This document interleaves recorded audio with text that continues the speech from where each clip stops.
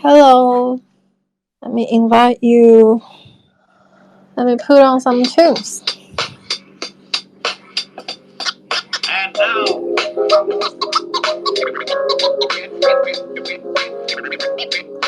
hello, Vincenzo, right?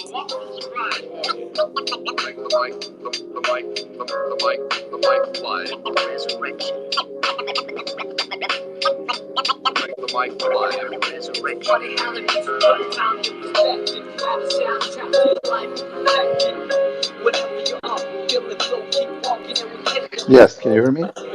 Yeah, we can hear you. So you get up at 5 a.m.? Correct. And I'm just waiting for the sun to rise here in California, and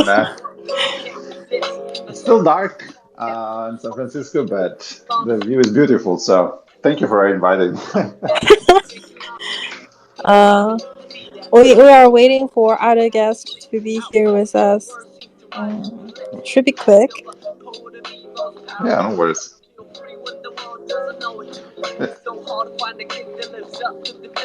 Trying to find a reason to work out, will it not fit? My thinking is wishful, like a star upon a child, gazing up to the ceiling. How far do we have to stretch the truth to fit the lifestyle for road that no one do? We can take it on back to the register. It's stuck all over from the canister. We break it all down into pieces of bright moments that pass by like a meteorite. So our guest speaker, if you are already here, please request. I'll put you guys on the mic.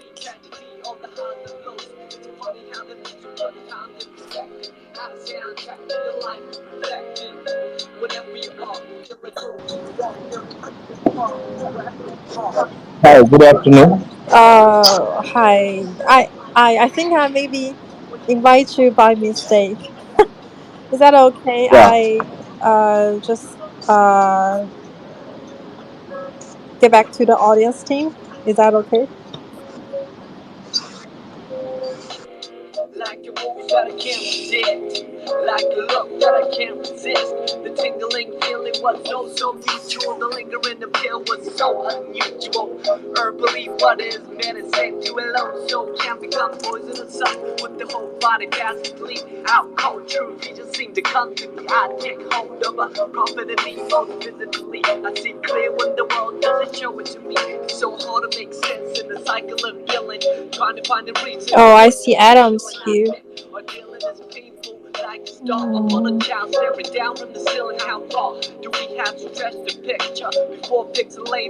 hey yo, can you guys hear me? Hi, Adam. Hello. How are you? How's it Yeah, I'm going? doing pretty well. Yeah, Emilia. Yeah, Oh yeah, finally we speak. Nice to meet you, Emilia. yeah, nice to hear from you. I'm waiting for Shadow Point, but I haven't seen their account. Just a sec.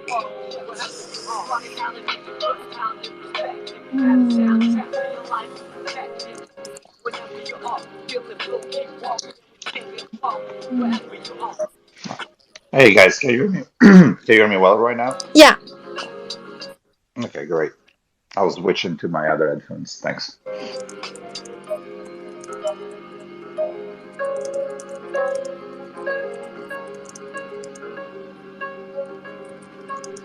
Okay, we can take it all back to the register. It's all over from the canister. Then break it all down into pieces of bright moments that pass by like a meteorite. Throw on your favorite jacket and you're good to roll. On the analog trail and you luck to roll.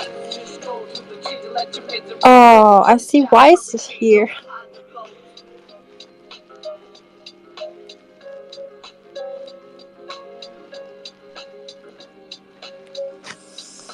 Just a sec.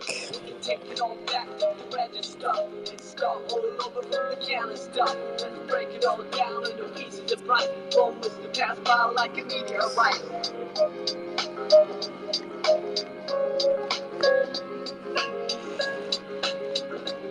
Hmm. We're waiting for. Yeah, I saw him. Yeah, right.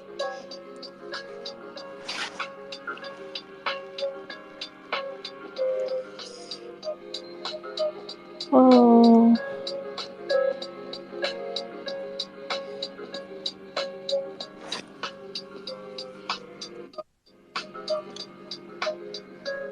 Hello, Ben.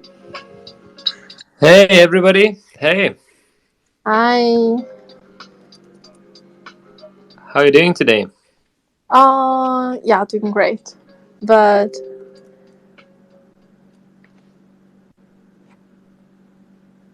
yeah, I'm sorry. Nice. I'm testing. Oh, I'm testing. 1, 2, 3. no, is it working? My mic? Yeah, Just checking yeah. in. It's Yeah, okay, working. cool. It's working. Perfect. Cool, nice. Just a sec. We're still waiting for Steve from Dream Quest, but should be quick. I love the way it flows. I love the way it grows. There's something in this sound that takes me far. It's like a special song. Can move my mood along. But I cannot say you're here to Oh, make it yeah, I so. saw him. She told me at the baseline, and everything will be alright. She told me that the groove is mine. It will take us through the night. And where I'll go, can't explain, I'll never know. But it's beautiful. Hi, Stephen. You can't take this away from Hi, me. Steve. Way I feel the melody. Way it's great. Hello, Steve. Can you hear us?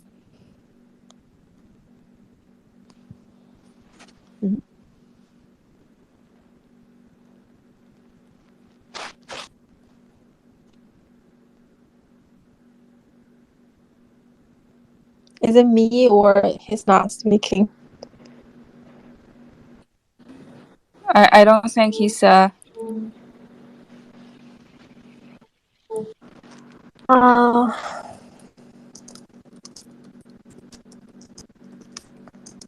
Uh, let's get started first. Okay. I'll ask Steve in the Telegram group. Maybe invite him again.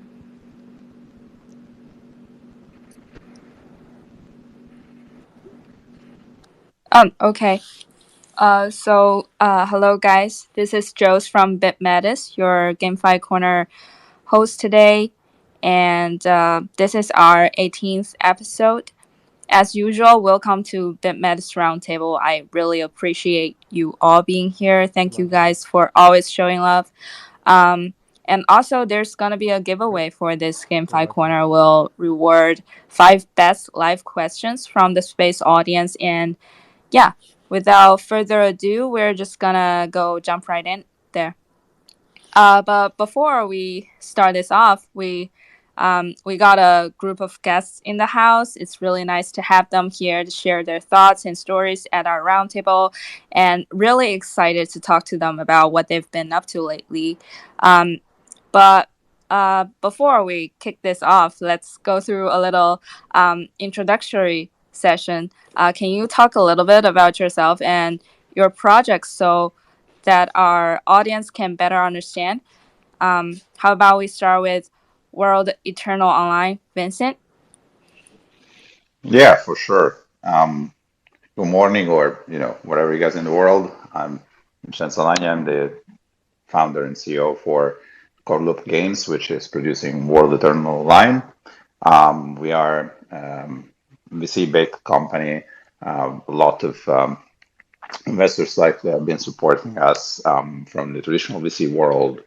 We are working on an MMO game, and which we have been in development for more than 2 years now, and we released the closed alpha to our players in September.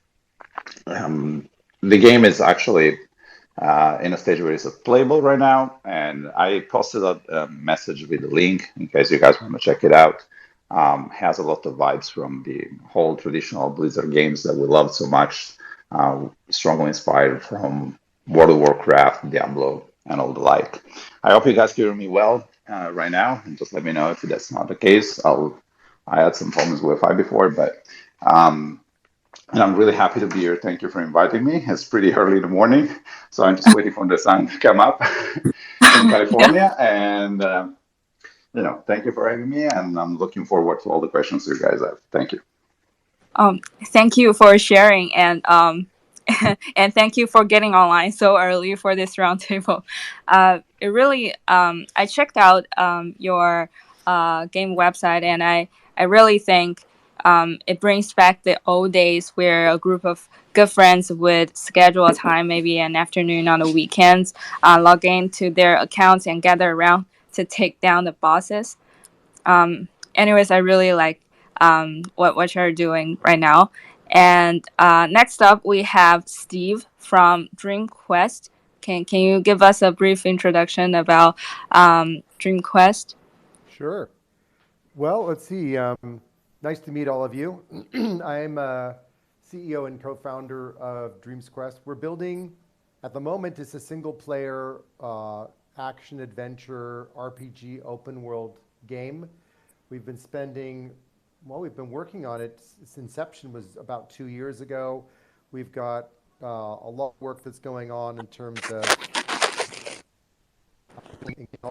Um, animations and walkable environments and sound and music and hey, mythology. Steve. And, yeah, can you hear Sorry me? for sorry for interrupting.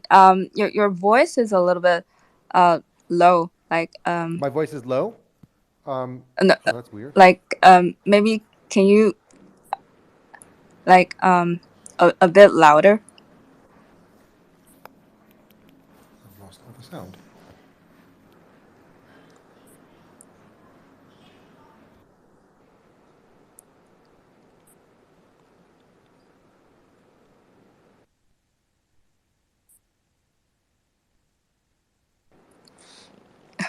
Hi, Steve.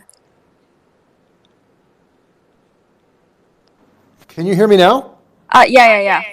Okay, All I good took now. my headset out. I'm going to try with just the speaker on the phone. If that's better. This is definitely better. Okay, okay, that's fine. All right, so I'll start again. So basically, we're building an open world RPG game on a mobile.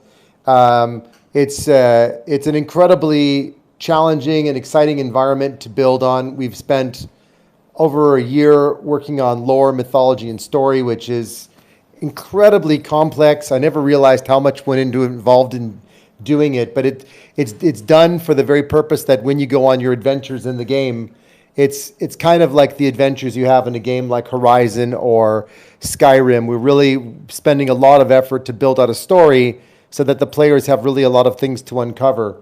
We've been doing a lot of work with the weapons designs and how the weapons can be activated. We've got lots of kind of secret things hidden throughout the game, but it's really an adventure role play game with a story and the quest of you as a player that's out to try to understand why the world is in complete disarray.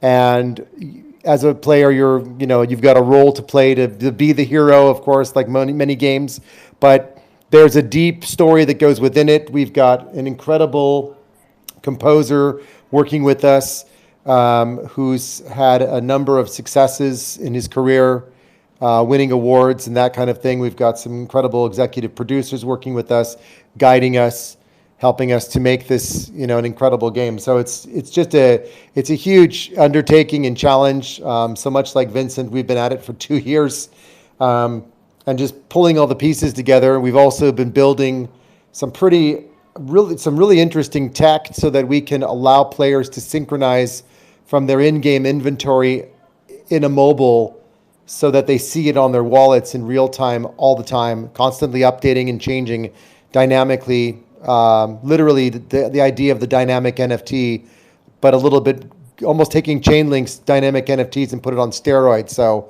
much like you, Vincent, we've also worked with Chainlink quite a lot to overcome a lot of the technical hurdles that we encountered in the early days.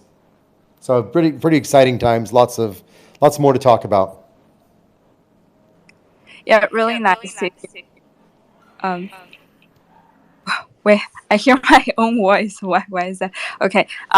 Really nice to hear about your stories right there. And I've been a fan of action adventure games for a while now, and I played Alice Madness Returns when I was in junior high. I took my time and checked out the sneak peek on your Twitter. I think the graphics and the bright contrast of colors and beautifully designed landscapes really makes me get me a feeling of that Alice Madness Returns Oh, that's sort of cool. vibe. Yeah, Yeah, I and mean, we've actually just launched a secondary website. So we have dreams.quest, but you can also go to another website called visitazoria.com. cool. Azoria is the first realm that you visit in the game, and Visit Azoria. We've created this website to create this targeted sort of travel industry, immersive, go on an adventure kind of experience. So we've built it a bit like it's a travel industry website, but we've got some 360 views that you can actually open up in your phone or in your on your desktop and just look around and see the world. And we're going to be spending a lot of time putting more content in there too. So visit Azoria. Azoria is spelled AZORIA.com. Taking the notes right now. So yeah, but all the animations and some of the in-game stuff we've been building is on Dreams Quest. It's dreams.quest. It's been really fun building all this and seeing it come to light. It's just an incredible experience. Okay, So thank thank you. you. I'm glad to hear you like it. Yeah. And then we have Ben. Hi there. Can you share with us something about Shatterpoint? Sure. So, hi everybody. Very nice to be here. Thanks for the invitation. So, originally a bit about myself. So, coming from Lithuania, currently based out of Europe. So, midday over here. So, hi to everybody from all over the world. So, I'm the co-founder and CEO of Blog Games. Blog Games is a Web3 games publisher, and Shatterpoint is our first game, which we are publishing into the market, which is built on a mobile platform. So a bit about backstory around Shatterpoint is that we have partnered with Astati for this IP. Astati is a game studio based out of Europe. We have launched over 50 games into the market on mobile platform over the last 10 years, and right now we are working on the Shatterpoint project together with them. So it's a free-to-play action RPG multiplayer game, as mentioned, built for both iOS and Google Play Store. Right now, the game has been under the development, so it hasn't seen yet the light. It's gonna go live in January. The whole lore of the game is that you get to create an avatar, and then you take that avatar through different environments, which are interconnected with portals. So the whole set takes place in a more sci-fi universe, which with a bit of a reference to Rick and Morty, that you get to travel through these portals back in time or into the future, and you end up in all of these different environments where you have to, as in traditional RPGs, battle monsters, conquer missions, gather resources, get stronger, or team with other peers and friends, and enter matches on different environments. But the whole idea on the game is that we are targeting masses and mainstream with the game. So we have some unique design systems which we are integrating in the game, and one of those is called the Shattering event. So every season, which takes around a bit over a month, the entire game resets through the shattering effect, and all of the avatars get reset to level 1, and they lose their traits which we've gathered while leveling up, and traits allow you to become unique, to gather unique look and unique playstyle in the game. Through this system, we are distributing for free hero NFTs in the game, which everybody is competing over, limited achievements, to try and convert their avatar in time into a hero NFT. This way, to get onboarded into the whole NFT mechanic, but also get a bit of an advantage in the next season, as we will get to retain that unique playstyle and look as the new season starts. In addition, complementing all of the other different mechanics set around. So inspiration is more from Diablo. We've taken some inspiration from there on the mechanic side, but the whole visuals are very much targeted to the more diverse audience, with colorful designs, and as mentioned previously, a bit of Rick and Morty. So very excited to be bringing over this game into the market. I think to mention also that we will be the first Polygon project to mint on Magic Eden next week, 15th of December. So those interested in a free mint, we still have whitelist spots available on our Discord and for our initiatives. So go check us out through this profile. And as Blog Games, we have more exciting titles coming up into the market. Yeah, that sounds amazing. And last but not least, let's hear from Adam. Hi there. Can you hear us? Something about Yuliverse. Yeah, thank you. Yep. Sup, everyone. I'm Adam from Yuliverse. In fact, I'm going to just start to introduce Yuliverse. Like, I'm just going to give you guys a funny story, like how we actually got inspired. So basically, our project is actually a Web2 project at first, and we have been building it since 2018, 2019, around the period. So the reason why we got inspired to build this app is that we found out that, like, usually when ordinary people like me, when we come to the point that we want to talk to someone, maybe a girl that I like, or a girl or someone that I really want to get to know too, but usually you just don't have the courage to do so, or you just don't know how to start a topic. So usually when you just start off something, it might be a killer conversation. Like, you will just start saying that, how are you, have you eaten and stuff. This kind of thing is actually quite boring, as everyone just do it. So we built this app because we want to make people to make friends with ease. So we have spent about 1 year to build this Yuliverse, which is a social fi plus a GameFi, which allows you to do treasure hunt and make friends. So while we are building the app, and was in I think it was in 2020, we demo the app. We conduct a live testing offline event in a university, and we make the game as like a PUBG offline version. So during the day when we test the game, there's about 50 students participated for this offline event. And one thing our CTO found is that there's one guy who is very ordinary, a very, very normal guy. He was able to communicate and was able to hang out with 8 girls together at the same time while he's playing the game. He was there to be the master of the game and guiding all the 8 girls to play the game. So during the day, we know that the thing we built has achieved what we want and is going to make more impact than we have expect. So on 2022, we decided to make it go Web3 because we see the potential. We see how much StepN can do, and that's why we decided to bring the game to Web3. And that's how around September is when we start our marketing and stuff. So Universe is actually, like I mentioned, it's more like a chill kind of game. It's a social fight where you will need to play. We are actually like Pokemon Go and Tinder, where you actually have to do treasure hunt every day to get points, token, NFT, and stuff. And after that, we have mini games like card trading game for you to play at night. So eventually, right now we are on our public beta test. We have only in just 2 weeks. We are in public beta for 2 weeks, and in just 2 weeks times, we are actually the rank 1 in DAPP. for the most user growth, and we have about 60,000 card game match has been played in Yuliverse, and our floor price for our NFT ever since has been at least double of our pre-sales price, double to triple, yeah.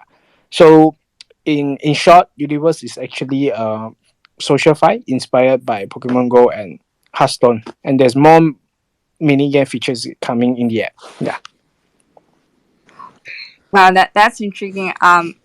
Yeah, I think Pokemon Go and Tinder is sort of like a very good combination, and I'm really excited to see what kind of thing this universe can be with these two exciting elements to make friends and earn. Yeah. And thank you all for your introduction. And I'm super excited about all the amazing projects everybody has been working on right now. And Adam actually just dabbled on our second question, which is share with us your origin story. Where did your inspirations come from? And are there some fun facts during the development process and stories behind the scenes that we don't know about?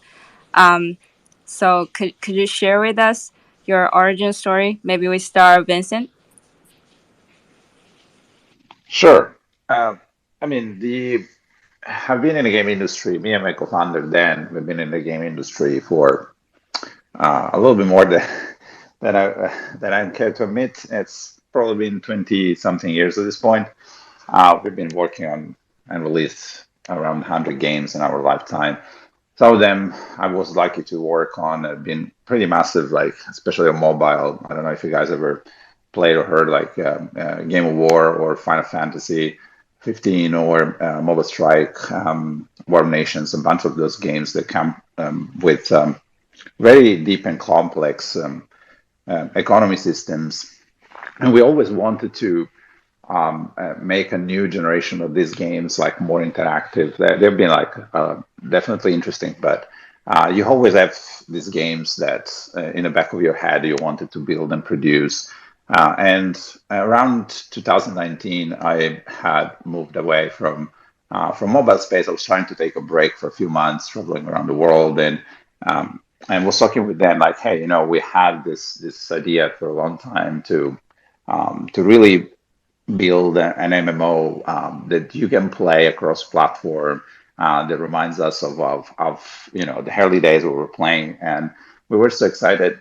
We kept going back to what really excited us, and it was always about the whole Blitz days and what we wanted, how really like Warcraft 3 and these games were inspiring us with user maps. And so we started prototyping a lot of it around the end of 2019.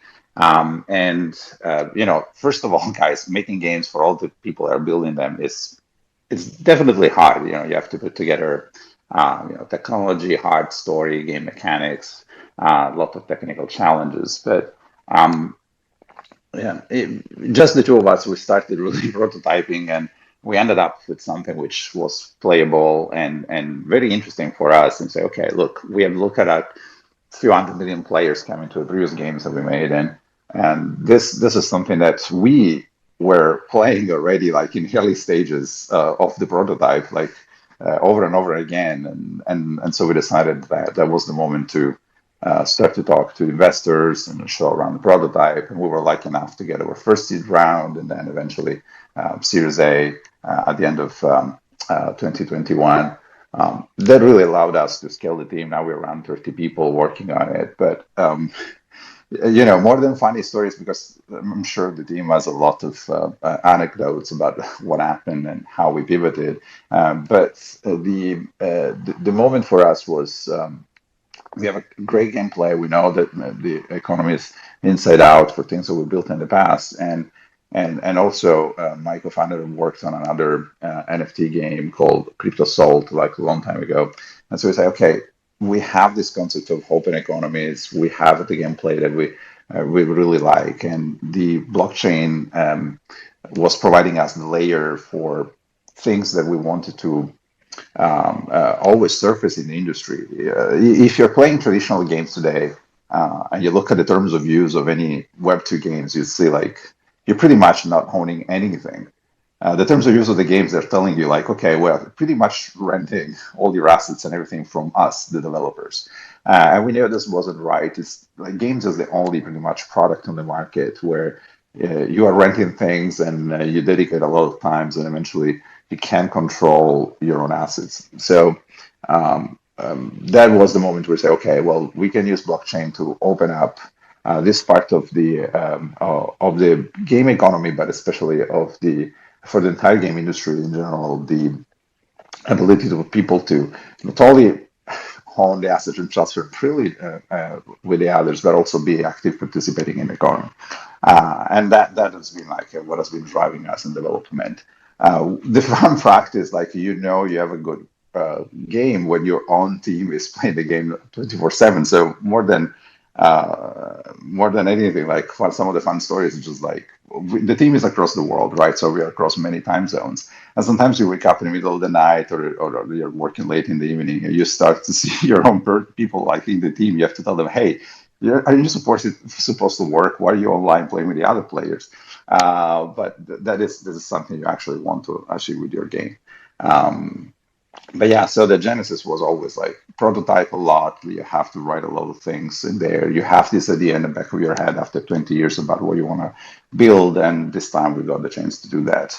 And again, this was so exciting a couple of months ago to finally open the game where we thought, okay, how many features do we have? Is that enough? And then we've seen the games playing since then. The players are enjoying it. So that has been great for us. Yeah, that's that's really fun to know. And next up we have Steve from DreamQuest. And by the way, this is a free discussion. You guys are free to turn on your mic. Yeah. Hi, Steve. Hello. So what's the question for me now? Did you have a different question? No, it's why do I hear the echo? Maybe after you took off your headset, we just hear a little bit echo. Like I can hear my own voice. How strange. Well, I'll keep my microphone off then until I need to speak. I'm sorry about I don't know. That's a Twitter thing. We always have problems with Twitter and sound. Anyway, so just what is it you wanted me to tell you now? We were talking about like your origin story, fun facts, or anecdotes during the development process. Well, it's funny you say Origins because the name of our game is Origins: The Fall of Azoria. So I'm wondering if I should talk about Origins as in why we called it Origins in the game. Although the anecdotes about the internals are quite funny too. I'll do a little bit of each. I'll keep it short because I know everybody else wants to have a chance to speak, and I like to hear what everyone else is saying too. Origins for us was about the experience of you as a player coming into the game, and basically you have to discover who you are, why are you there, and what role can you play in a world that has fallen. And you have options you can take to develop and choose what kind of a player you want to be, who you want to be, how you want to play. Are you helpful and benevolent? Are you a person that plays with morality, or a person that just wants to go and destroy things and dominate and become a ruler rather than somebody who wants to be a restorer of the world? So as you can imagine, that certainly creates a lot of dynamics in terms of how do you build your dialogues and your quest lines to diverge rather quickly depending on how the player plays. But that's our starting point. I mean, that's the essence of Origins. It's about the origins of the world, but also your origin and where you've come from. But on our side, in terms of anecdotal things, we're still in kind of a build phase. We're integrating a lot of pieces together. I think it's been entertaining seeing how narrative, which integrates between the visuals, the sound, the dialogue, the storylines and the mythology and the tech, can one little mistake can cause such a ripple effect across. Just a misunderstanding can cause such a ripple effect of misunderstanding where a character gets dressed incorrectly, or there's a misunderstanding about the speed that something should move, that it goes too fast, and everyone's asking, why is it going this fast, and why is the lighting this way, and it's because of something that the lore said and it was misunderstood. So I think that's the interesting thing about these types of building environments is how important it is to communicate and bring everyone together, because we have a remote team as well that spans across, I think, about 15 or 20 countries. I've actually lost count of how many countries we have. We've got people in South America, people in Southeast Asia, people in various parts of Europe, and then, of course, in Russia and other parts of the world, the US, Canada. So, communication becomes the most essential thing, and it's amazing how a single word can be transcribed or turned into meaning something entirely different. And it's sort of like he said, she said, and it's gone all the way around the world, literally. And it ends up back at you, and you say, how did we end up making this? Or who thinks the story is about this? And it's, if you go back and read the original sentence, you go, yeah, that doesn't say that at all. So that's I guess it's funny at times. Sometimes it can be just frustrating or annoying, but I think most of the time we just laugh about it. But we have a lot of fun. We like to do these weekly calls every Monday. The whole team gets together, and it's like a show and tell, where everybody gets to showcase their previous week's work and tasks, whether it's visuals or tech or marketing. Any and everything is up for grabs that anyone's worked on. They get to share what they've worked on in the past week. We give them 2 minutes so that everybody on the team gets a chance to say something, and we keep the call under 2 hours. But it's a great way to just let people show what they've been working on, and everybody gets to, give their thumbs up in the chat or comment back. And sometimes we get some incredible ideas coming out. Sometimes people just comment that they broadly didn't like something. But we also share the music that's coming out as well. So it's, I think it's just what I've really find the most interesting thing is just trying to build a game where everybody's remote and there's no office. And so we've had to learn very quickly how to build a company that's fully remote centric. And I think that's been one of the most interesting challenges and one of the most fun things we could do all at once. Of course, I'd like to meet everybody at some point, but just trying to do that has been incredibly challenging, but it's certainly a lot of fun. Thank you, Steve. And that's something really fun to know about all the projects. And next up we have Ben from Shatter. Hi, Ben. Hey, sure. So I think like each story comes, like with a bit of inspiration. So for us, before the Shatterpoint game, we started as blog games initially, and maybe I'll share more around the origin story of the blog games and how we got to publish a Shatterpoint game as our first project into the market among a lot of others. So blog games, our background is also gaming, but also startups. And last year summer, when the whole Play to Earn campaign was scaling across all of these different games, and everybody was launching games into the market or receiving funding, we really saw a gap in the market that there wasn't a single player who could help take those games globally into the market. There were a lot of studios being established on working on new titles,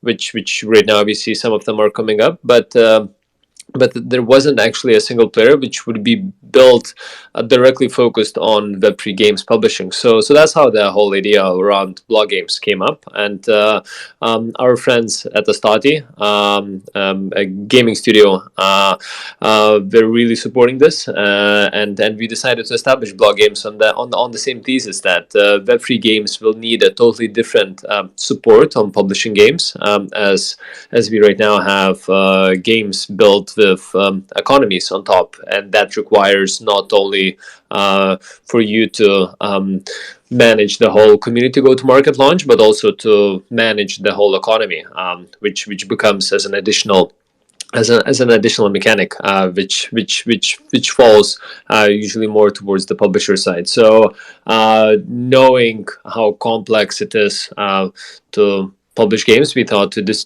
establish blog games on that thesis. And 1 year forward, like we wanted to go and launch and help publish games on the mobile segment because we knew that mobile is very much uncaptured opportunity.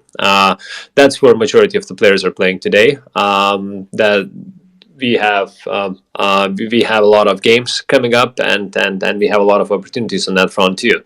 But speaking about NFT enabled games, our thinking was how can we make the game still be engaging and playful, and how can we layer in a soft layer of the free utilities that people would get enhanced experiences, and the NFT part would enhance that experience in a way. So approach was focused on games which would only have NFTs integrated in them, and that NFTs would create um, the new narrative that we would be inviting players as co-owners or stakeholders in the game's economy. So one thing led to another, and Shatterpoint came into play, which, as mentioned previously, is very much focused on the gameplay. The team assembled working on the Shatterpoint title have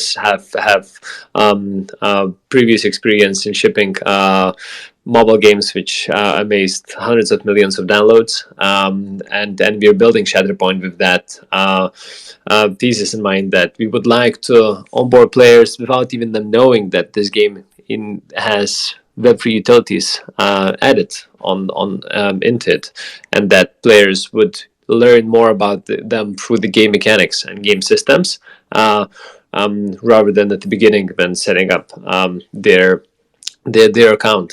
So almost hiding all of the Web3 features underneath the gameplay and underneath underneath the blog games infrastructure, which we're using to support Shatterpoint game and all of the other games which we have in the pipeline, which will go for publishing in 2023. But very much looking forward to bring Shatterpoint into the market, because that's a project where the team has been working on for quite some time, over a year, and closed alpha will be dropping in January. The whole time really has been invested towards the lore and on making that gameplay feel good. That it would be enjoyable, and very much catchy, as we have this game coming into market soon. So yeah. Cool. That sounds really awesome. Really exciting. And what about Adam? I think you've just mentioned about origin story already. Do you have anything else to add, or do we move on to? Yeah, I think you can. Since I already mentioned it, I think we can just go into the next question. Yeah. Okay. Now we're moving on to our next question. So some people say that the winter in the crypto world is seemingly, if not perceivably, longer than usual. And we've also noticed this from the market research in the last 2 months, like how the number of active users and new GameFi projects is dropping. So I think it's safe to say that the market right now isn't really doing so well as of now. So the question is, since the market isn't doing so great, what is the challenge that we are facing, and does the current market situation affect your roadmap in any way? Anybody else want to take the mic? Yeah, I can start the conversation, and then I hope all the other guys can jump in and talk about your experience. From our perspective, as I mentioned, making games is a long process, especially regardless of the platform and regardless of whatever is the infrastructure or the additional features that you're building. Like, you have to, especially for games. Like, I mean, the game industry is thriving anyway. So you see all the examples of products released on multiple platforms still doing incredible numbers on mobile and everything else. So I think from our perspective, nothing changed in the sense that you're still focused on delivering the product first to the users. That's why we didn't do any pre-sales, nothing like that. So the roadmap is not changed. It's still the same thing. Just deliver the product, work with the users in the community to refine the product.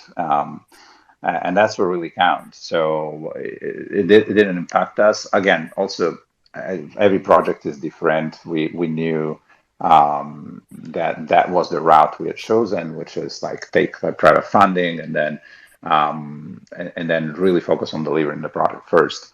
So it's not impacting us. I mean, we are relatively well funded and we keep developing. So please, guys, the other ones just like jump in to tell me about your experience. But yeah, for us, the roadmap is the same. The same it was 6 months ago is still now. So Yeah, I can maybe jump in and can only compliment to what Vincent mentioned. I mean, the whole Web3 landscape, like moves in cycles, and right now it just turns out that we are right now in a beer market, but we will recover soon. And game development is very extensive and resource heavy, and it takes time. It takes years, not months, to build an engaging game, and I think that doesn't change for all of the studios which started building over the last few years, as we are focused on getting those games into the market. And same for us, also on that end. What do you think, Steve? Yeah, it's interesting what you guys are saying. It's really true that it takes a long time to make a game, years, not months. It's completely true. Ironically, there's kind of two sides to this for us. One is it's sad to see the community go quiet and just be frustrated in general with everything.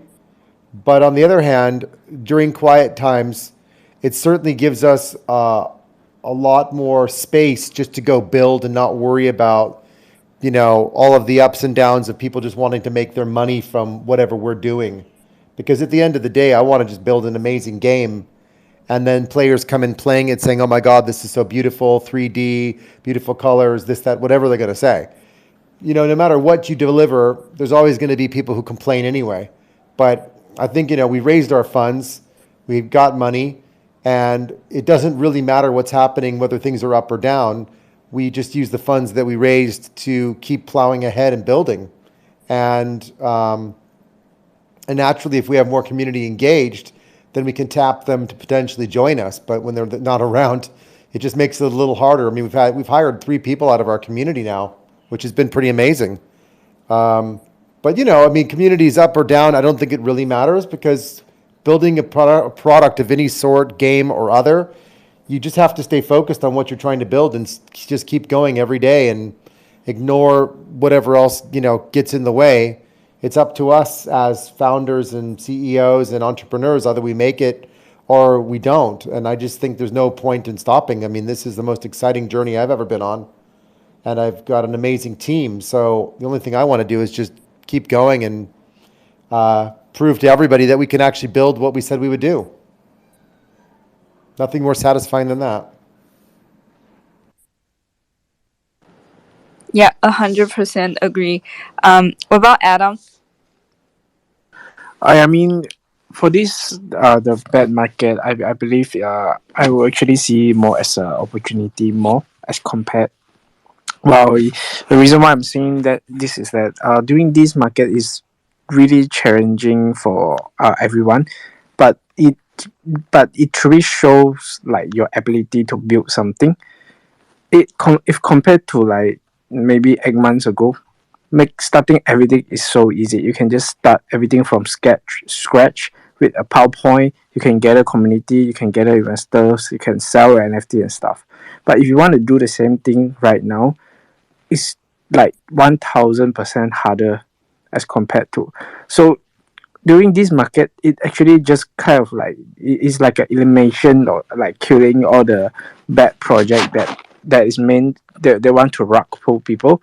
but it gives chance and space for a true builder like us to shine during this market. So if you ask me, I think this I will see this more as an opportunity that a crisis itself. But of course, like I mentioned, just because of that, everything has become much harder as compared. The one most challenging things that we faced was building our community. Uh, I think to reach what we have today, about 60,000, it really took us a lot of effort and time. We spent about 18 hours a day on Discord to grind and to communicate with our community to build the bonding with them. So we do it every single days for 2 months, 2 to 3 months non-stop. We built our Chinese community, Japan's community, and now these two has become the strongest in our community. So so if you ask me what's the most challenging stuff we face during the time we build, definitely is the time where we need to gather all the people from scratch. Yeah. Yeah.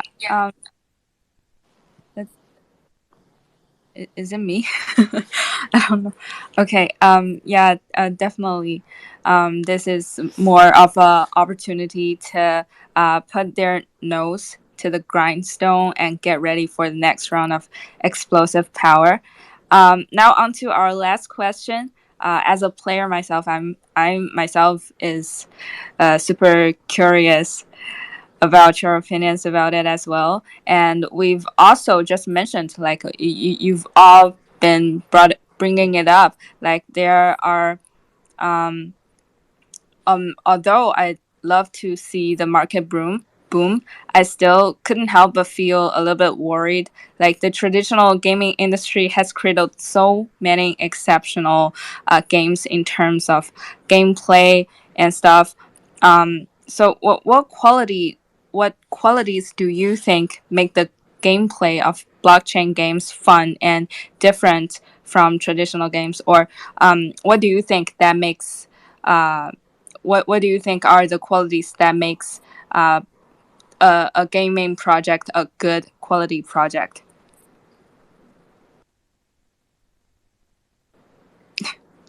Anybody want to start on one? I'll jump in first. First of all, I think the most important thing when launching a game in general is knowing the market competitors. We did a lot of research to kind of work out the different sectors of mobile gaming. And what we found was that, interestingly enough, I mean, the RPG open world games is probably the fastest growing area within mobile. But if you look at all the biggest competitors that you would normally think of, like, Skyrim, Horizon, Elden Rings, as examples of open world games, they're nowhere near the mobile space right now. They're all trying to get there, but because the build of concept and 2D and 3D is complicated. When you get to 3D and you model everything, you model it in low poly, which is the number of polygon counts for the images. And you do it in low poly when it's on a mobile and high poly when it's in like a desktop or a PlayStation or Xbox. So all these other game companies that are already well established may well be established to a huge extent, but they're not geared to shift to mobile. The only game I've seen recently, which I find interesting, is Diablo, that launched their new game for mobile. And I've been a Diablo player for years, and I found their mobile game so boring. And I've talked to other people who've had similar experiences. So one thing I'll say is that trying to get into the space just to build a game is you've got to make a game that's certainly interesting and exciting.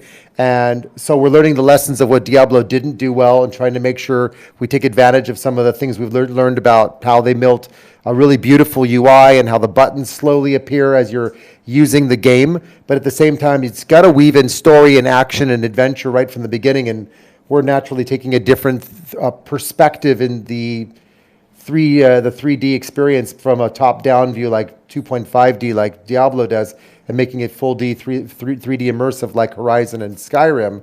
But the other thing about it is that when you look at the kind of the conversion of Web 2, Web 3, what's really important, I think, is that it's not only about synchronizing the assets between the game and the chain, it's giving players in the Web3 world things to do so they can grind. And the way we're designing the game is all about allowing the player to effectively make their own weapons by how they upgrade or how they play will determine the bonuses that are coming into the weapons or into the armor or into the shields or whatever they use. And what becomes interesting then is if I grind one way and you grind another way, we're going to end up with entirely different items. And I may take an item I've done enough grinding and made and say, I've forged this a bunch of times, I've done some crafting, and I want to now take this item and I want to go sell it in the marketplace. And I can then go to Web3, and suddenly I'm playing in a Web3 world where I'm just trading with other players. So there's not so much Web3 gaming for us because we're not making a desktop game.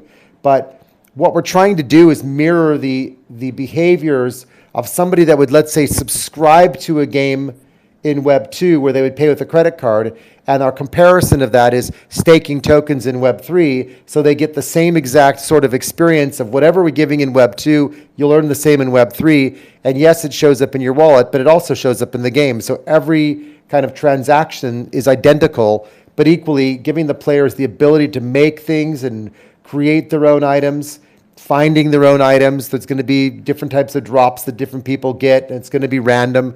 Sometimes you're going to get something and say, I have no need for this. I'll go take it to a marketplace. And if it's rare and you maybe upgrade it and change it around a bit and then sell it on the marketplace, then it creates kind of a secondary, I guess, gamification for people because they can participate in buying, selling, trading. And we can also sell unique items in Web3 that we don't sell in Web2 so that we can draw people from Web2 to come across and participate in the Web3 world. So we're trying to create a core game, but create some differences between what Web 2 and Web 3 players get so that we can attract people to come into Web 3. I think that's kind of the way we're approaching it. I would love to hear what other people are doing that's, completely different or similar to what we're doing.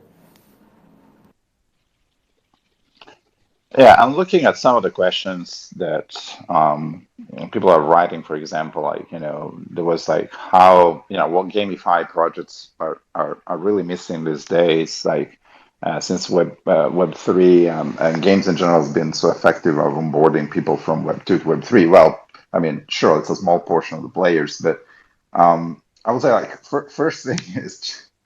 It is really building the game. Like if you're looking at the question like what are the GameFi projects lacking, it's just like you not so many games are being releasing and they're not playable out there right now. And the complexity here is like you have probably tens of thousands of games from indie to AAA to everything else released already every year. And as we said before, their quality is incredible. The tools are in the right place. You can build a lot of interesting products now with like really, really small teams. So you have to find, first of all, your niche, like what you're really building the product for, and making sure that the gameplay is interesting. That's all true. But for my experience, one of the main differences so far has been the ability to build a product with an audience since the start. If you guys build like games on mobile or release them, most of the time you do that in isolation. You build a game and then you go into market testing and during like limited release, and then you try to adjust the game, and then the team tries to get a lot of intelligence back from analytics and whatnot, the behaviors of the players. This is refreshing for us. It's the first time where in Web3 you actually have that audience upfront for multiple motivations, whatever other reasons, but we were able to have the feedback almost in real time from the users that they have in Discord. They play the game, they give back us the information about what bugs are, what features should we improving, and that has been a main difference. Like if I have to see one thing that is different in the experience for us to build the game, this will probably be the highlight for me, which has been traditionally not something that we were able to do, especially in corporate, especially when we're launching like large products up front, large marketing budgets. But so this has been really refreshing and has been helping us a lot in that sense, and also seeing like people involved in in promoting the game for us, and especially ambassadors. I saw there was a question, so how do we become an ambassador or something like that in the question from the audience. And one of the main thing is you can come and sign up for the game, play the game, and start to interact with us and the rest of the community. We have people streaming on Twitch or making YouTube videos. And for everybody which is interested, they can come over, they can do that. They can talk to our community, open a collaboration ticket on our Discord and start to participate. So I don't know what your experience is, guys, but I think for me, especially from all the previous games, is one of the first times that I'm seeing the level of interaction. And this is something new that I've seen only in the Web3 space, something that I didn't experience before in the previous development cycles.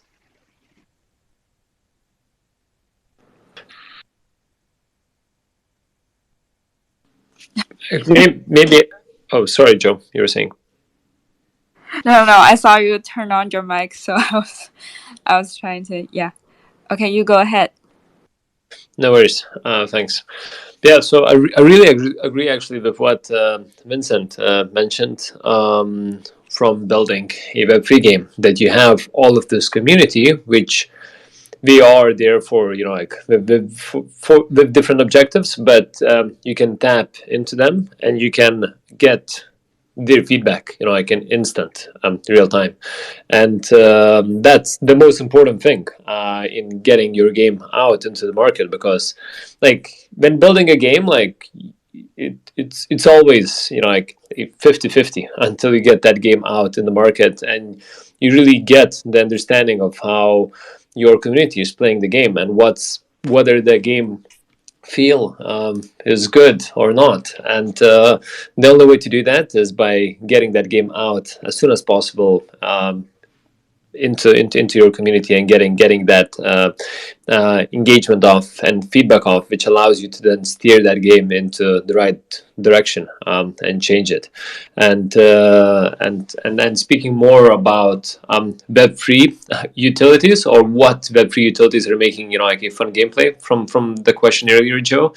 I think first things first, games are there to have fun. Like, games are social platforms where people with friends, we go on to play those games and socialize among themselves. And games need to be perceived in such a way where the pre-utilities need to enhance those games in one way or another, and bring those exact benefits which the user base would expect. And that's a very important line to keep into account, to make sure that you don't turn your game into a financial financial trading app. Of course, there are segments of those, but speaking about RPGs, adventurous games, which I think all of us are building here on this panel, we need to take into account. We need to follow a fun gameplay loop, and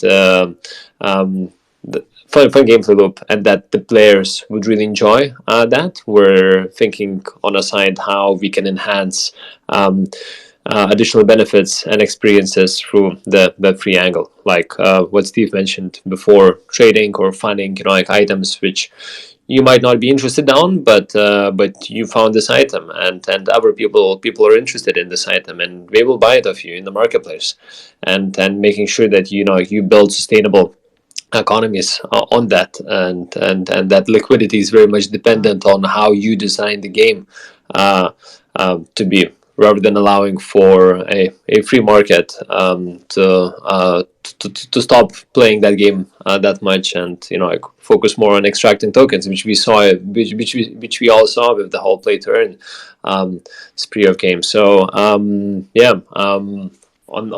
this front, getting that game out into the market as soon as possible, and ensuring that the feel of the game is good. And if it's not good, listening into the community and reiterating that game until you get a working prototype, which everybody loves. And at the end of the day, when you're building a game, like, you want to engage in your game in your free time after you've been working on it for the whole day, and these are the moments where you really realize that yes, this game is engaging, and it just takes a lot of iterations to get there. I would even say actually it's like probably more than 50-50 is 95-5. Like traditionally 95% of the games eventually will not make it. So it's even the odds are even more skewed in the other direction. Good point. Good point. And the only way to increase it is do additional research upfront, very well understand the market and the opportunities, and look into what's trending. So you could implement some of those mechanics into your game. But yeah, you never know. You said it, Vincent. Okay. What about Adam? Hello, Adam. I think maybe Adam has dropped off. Maybe some connection issue. Let's move on to live question first. Okay. Yeah. Okay. So due to time limit, we only have time for maybe one or two questions to be asked right now. But we will choose five best asked questions to get the reward. So I see there are many good questions out there, and so here's one from Omega. Because he asked, because of instability and irregularity of the crypto market, is scares new gamers when they see this kind of bear market. So what do you think, how we can gain trust again, especially for new traditional gamers, so that they move traditional to Web3 blockchain game? Who wanna start with this one? Maybe I can jump in and just share our team's thinking. I think mainstream population of gamers, they don't care what chain the game is built on, or they don't want to learn that how to set up a wallet or learn how NFTs and blockchain works as a technology. All we want to do is experience the benefits of that. And our job as developers and as publishers, we need to find ways on how to market those games into the market that people wouldn't even understand or know that these games are built on specific chains, or that may have Web3 technology in them. But communicate through the game design and game systems in such a way that people would understand the additional benefits we're receiving, thanks to the Web3 technology which we're integrating into our games. So I think we need to be very careful on how we take those games into the market, and when thinking about how to get mainstream adoption of the games which we're building, we need to look into ways how we can avoid the communication through the whole Web3 angle, and think more and focus more on how we can elaborate our communications around the benefits which Web3 technology is bringing within our games which we're shipping into the market. So that's my 2 cents on it. What about other guys? I agree with you. I think what we're trying to do is we're building a mobile game to start with. And I think what happens when you do that is you immediately get labeled Web 2 for those not inside Web 3.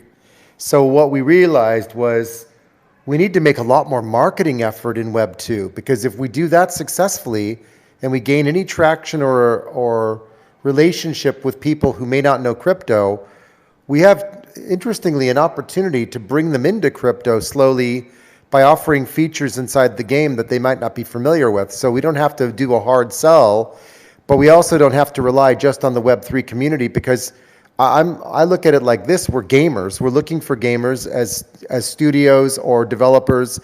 Our goal is to build a gaming community first, not just focus on a mini segment of the gaming community, which are Web3.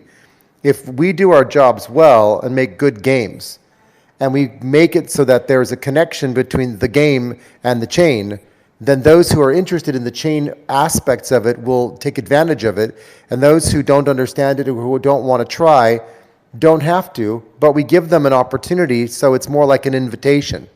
So I think of it like if we can just invite a bunch of gamers to come and play our game, build a bigger community of gamers around any of our games that we build, and then as a result of doing that can demonstrate that there's other values or benefits that we offer within the game that may not be inside the game itself, but are Web3 related elements or aspects.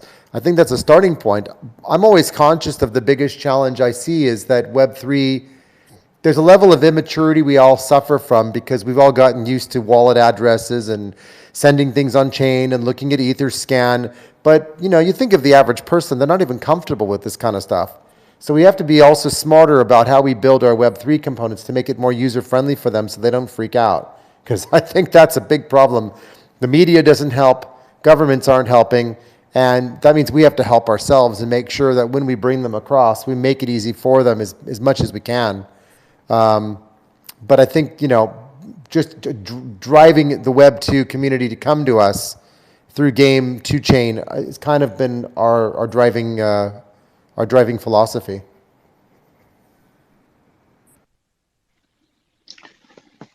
I mean, UI, UX improvements definitely. Uh, I think all of us in the audience, we've been around a while. So if you guys remember what using internet would look like when it was like, BBSs, or you needed to use a dial-up, or your email or IRC chats, or all these things, just for sure that was something for the pioneers to use at the beginning. Right, we were geeks. We were just going around, very curious, playing with this thing called internet, but it was daunting for a lot of the non-power users to come into. So simplifying UX will open things over time, and then the functionality that comes with that will surface to normal users. Like if you didn't have an iPhone, smartphones open the internet chat and a lot of applications like image sharing for another billion people, and that's because they made it absolutely intuitive and super simple. But at the same time, you need the initial pioneers because they are going, they're seeing the potential even in spite of the complexity that there is to utilize your system at the beginning. So if something works and you had some form of validation with in Web3 already, where people are like, there's complexity, they're still interacting with it, and so we can only improve from here, and that will open more to the rest of the audience. If you even search Google Trends, Web3 is not even a thing, right? It doesn't even believe, like most people don't even look for Web3. A lot of people are not understanding what the terms is, and they shouldn't. Right, like you shouldn't necessarily know that the game is built on Web3, as you guys said before. So yeah, there is a lot to be done with UI and UX. It will improve in the future. It will open more things for more players. It's up to us to do that. But it's exciting at the same time to see people are just jumping through all the complexity in order to utilize the product today. That's a good validation already for us. So that's really promising. Yeah, a little bit from me. I just kind of want to echo with what Crash, I mean the CEO from Crash Universe just mentioned. I think there's time for everything. Like he said, transformation takes time before people completely move into internet. There's a bubble burst around 2000. Yeah, bad things happen and it takes time for things to transfer, and then when things get good, people got the confidence and eventually they'll come back. It's just like before Facebook, there's Friendster, and from there they improve. Right now, Facebook has been with us for so many years. So I believe while we keep on building, along the way, definitely there's more project will come. A good project will stay. The bad one will drop out. And eventually, for builder like us, I feel like we just have to focus on what we believe in the first place and keep on adding values to our projects, our NFT, our tokens, and more utility that is actually makes sense, not some big talks. So eventually, when I believe when one day, when the people is ready, our product is ready for them to embrace. So this is what I'm believing, what I believe in terms of quality. Yeah. Thank you, guys. Next up, we have another question. I think this will be our last question of the day, and it's from Amika. I hope I'm not pronouncing it wrong. Amika's asking, is GameFi changing the way people view NFTs in the sense that people now look out for utilities of an NFT instead of choosing to own this NFT as artwork? Anyone wanna say something about this? I'll do it briefly. I think it's, blockchain is such so many use cases in general. And so the one of proving ownership of artworks is one, and it's slightly different products, right? Which is like, McDonald's sells burgers, and and then there is pizzeria that sells pizza. It's slightly different, right? You're still utilizing food as the common name, but at the end of the day, it's a really different product. So it's up to the choice of what users engage with. In this case, for games, are trying to engage with a product that is, that I can utilize the technology for a specific purpose, which is again like verifying scarcity or verifying ownership, transferring of objects or users, and transferring like functionality there. So people that are attracted to games and they believe that that functionality is useful for them, and that they will engage with games. People that love to have ownership in a club, for example, which is around art, they should probably look at their PFP projects or something else. So it's really a technology. And again, internet is the same thing. It's just one layer, but then you have a multitude of applications on top of it, right? So we all engage with the same system, but functionality and is different. So that's how I see it, and that's probably how, especially mobile games, should probably approach the. And there has been a lot of commingling as well, like confusion about, is this a PFP project, but eventually it's going to become a game. What really is it? So I will say just like it is the way you interact with the product, and it's like what product you're choosing after all. And if you're interested in games, you're choosing a gaming product, and that leverages blockchain for those specific use cases. So I've got an interesting point of view about this question about NFTs.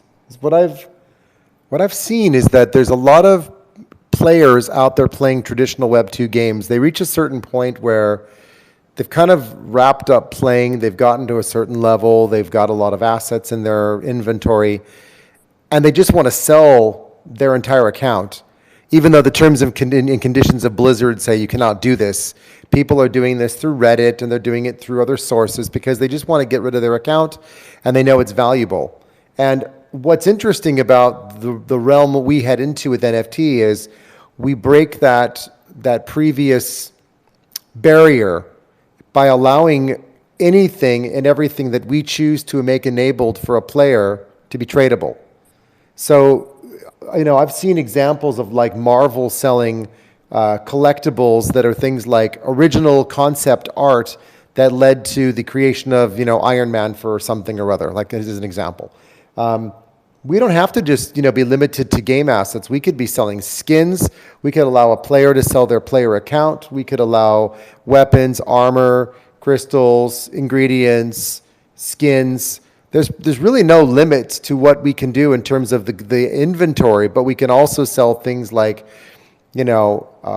NFTs as vouchers that could be used for doing certain types of upgrades. So you could get some XP, you can get some attribute points, you could affect a room or gain access to a new location that's never been seen before. So then they're almost like a voucher or a ticket to like an entrance fee. So I see it like there's so many different use cases that NFTs open up doors for us to do that you wouldn't normally do them inside of a traditional Web 2 game. but we can do them simply because we're giving players ownership and access, and it's the old, not your keys, not your money sort of thing. But now it's kind of like, if you don't have your keys, you don't have your inventory, and you don't have anything in the game. It's like we're really giving people complete ownership of anything and everything they want, and it's up to us as creators and our imaginations in terms of what things we want to do that are traditional gamified experiences, but we can take any of those experiences that are in a game and let players own those things. And that gives the player, I think, a lot more of a connection with us, because they can own parts of the brand, or they can just own the stuff that's in their gameplay. But they can get a lot closer to us in a lot of ways, to the brand, to the company, to their own character, by that sense of ownership and tradability, which I just don't think is, it wouldn't happen if it weren't for all of us being in this space, that's for sure. Maybe I can jump in next. Very much agree with what Steve and Vincent said before, but my view is that like NFTs are the product which allows you as a company to build a stronger relationship or enhance your relationship with your community. And in what ways you do, through PFPs, through experiences, by adding additional utility, is up to you. But that's once you view it in this way, like you can explore a lot of different ways on how you can you can create that utility, and you can create enhanced experiences, which in the end will allow you to build closer relationships, uh, and engage your community in totally different ways than it was in comparison to what was possible before. What do you think, Adam?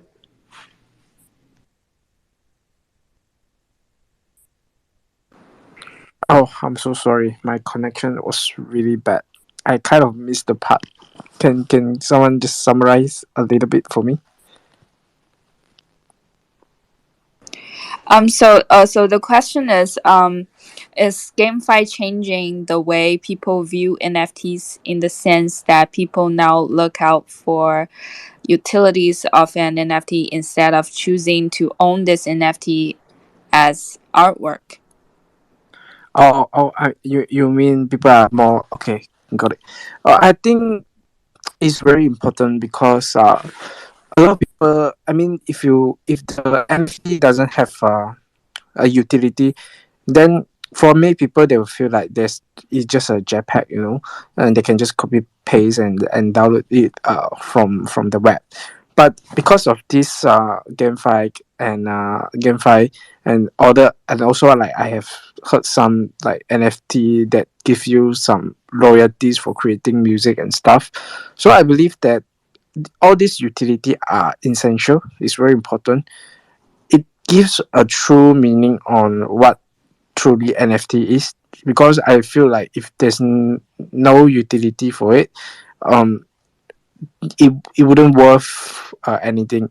So GameFi give a true value to NFT holders and on how you can use the game. When I talked about utility, it doesn't mean just on how much you can earn when you have this NFT and how much you can mine in the game, but it's more like when you have this NFT in the game, does it give you a status? Does it give you more honor as compared to other player? Or does this NFT give you some exclusive like right when you're playing in the game? So all these are really important when we develop GameFi features in the future. So if you ask me, I think GameFi is giving true utility to NFT. Yeah. Okay. Thank you. And thank you so much for sharing your insights and the amazing stories behind your projects. Really looking forward to more exciting updates coming our way. This has been a really great space as always. So glad to get connected with you all, and I hope everyone listening has got something out of this roundtable and got to know more about our amazing guest speakers and their awesome projects. So just in case this is your first time tuning in, BitMetis is a decentralized distribution network, and we have original GameFi research, regular bounty campaigns, roundtable sessions, and many more exciting events in store for you guys. And also, big news, we just launched our GameFi Tamashi badge and Steam Veteran SBD badge. Check out if you are qualified to collect one for free. And don't forget to grab your Discord role so that you don't miss out any badge holders only event. All right, that would be all. And thank you all again for being here with us today. And yeah, just another reminder for the giveaway, the winner list will be announced soon after. Don't forget to check out our Twitter post to see if you're on it, and stay tuned. And thank you for our amazing guest speakers. Thank you, Ben. Thank you, Steve. Thank you, Vincent. Thank you, Adam. Let's say bye to our audience, and this space will be ending in 3 minutes after this song. Thank you for having us. Yeah, thank you. Thank you. Thank you, everybody. Likewise, thank you so much. Pleasure speaking with you and meeting you all. Take care. Bye bye. Bye Yeah. bye. Bye Bye bye. bye.